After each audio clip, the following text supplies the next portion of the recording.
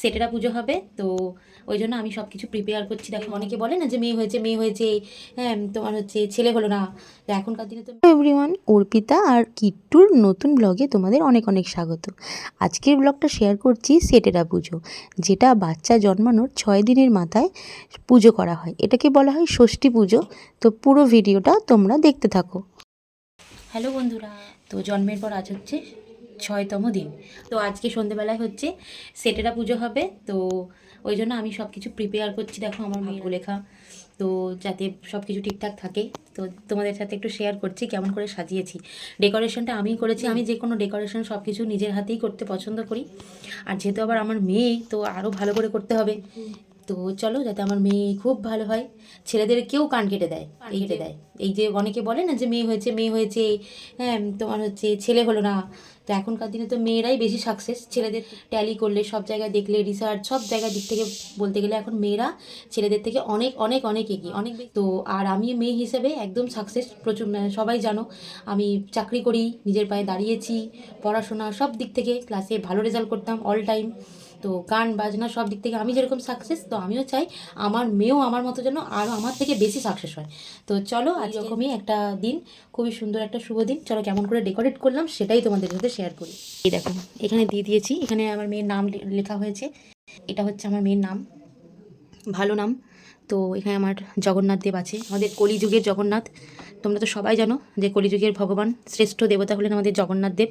তো ওনাকে রেখেছি। তো এগুলো যেহেতু নিয়ম নয়, নিয়ম হচ্ছে পুজো করা, তো আমার এগুলো মানে আমি এগুলো মন থেকে পুরোটাই ডেকোরেট করেছি, যেহেতু ভাগ্য লিখন হবে। আর ভাগ্য মানে ভগবান, ভগবান মানে হচ্ছে স্বয়ং শ্রীকৃষ্ণ, আর স্বয়ং শ্রীকৃষ্ণেরই আরেক রূপ জগন্নাথ, উনিই সব কিছু। তো সেই জন্য দেখো এখানে সুন্দর করে সাজিয়ে। আর এই যে দেখতে পাচ্ছ মা দুর্গা আর গণেশ, আমি একদম প্রেগনেন্সির আগে থেকে পুজো করেছিলাম, পুজো শুরু করেছিলাম মা দুর্গার। তো প্রথম থেকে আমি পুজো করি। আর মা দুর্গাকে আমি বলেও ছিলাম যে তুমি যেমন গণেশ নিয়ে বসে আছো, আমিও যেন আমার কোলে সন্তান নিয়ে বসে থাকতে পারি। তো সেই জন্যই দেখো আমি এখানে মা দুর্গার ছবিটাও রেখেছি। আর এটা আমি সাথে করে নিয়ে এসেছিলাম, আমি আমার প্রেগনেন্সির জার্নিটাতে। তো এটা আমি সাথে করেই নিয়ে এসেছিলাম, এটা আমার সাথেই ছিল সবসময়। তো বলা হয় যে এই যে সেটেরা পুজো বা ছয়ষষ্ঠীর পুজোর দিন ভাগ্য দেবতা এসে বাচ্চার ভাগ্য লেখে। তো এই যে প্রদীপটা দেখছো, এটার সারা রাত জেলে রাখার নিয়ম। আর নতুন জামা দিতে হয়। তো দেখো মা সবই দিয়েছে, কুলোর মধ্যেই সব কিছু অ্যারেঞ্জ করেছে। আমি শুধু জাস্ট একটু ডেকোরেট করেছি, আর কিছুই না, যেহেতু আমার ভালো লাগে। আর পুজোটা আমার বাবাই করে দিয়েছিল বাড়িতে, যেহেতু বাবা ব্রাহ্মণ আছে, কোনো চাপই নেই। তো যাই হোক, মেয়েকে আশীর্বাদ তোমরাও করো। আর হ্যাঁ, তোমাদেরকে বলি আমার মেয়ের ভালো নাম রাখা হয়েছে আকশিতা। অর্পিতা আর সুমন এই দুটো মিলিয়ে হয়েছে আকশিতা বলতে পারো। আর সেকেন্ডলি হচ্ছে আমার নামের অর্পিতা, মানে এ দিয়ে শুরু, এ দিয়ে শেষ। তো সেই জন্য আকশিতা নামটা আমরা এইভাবেই ডিসাইড করেছি। খুবই আনকমন একটা নাম। তো যাই হোক, নামটা কেমন লাগলো অবশ্যই একটু কমেন্ট করে জানিও তোমরা। আমার মেয়েকে আশীর্বাদ করো, ও যেন অনেক বড় হয় জীবনে, হ্যাঁ, আর সাকসেস হয়। এখন তো সব জায়গায় মেয়েরাই বেশি, চারিদিকে এখন মেয়েদের ডিমান্ড অনেক বেশি ছেলেদের থেকে। তো যাই হোক, আর আমার ডাক্তারবাবু প্রত্যেক দিন আমাকে দেখার আগে আমার মেয়েকে আগে আদর করতো।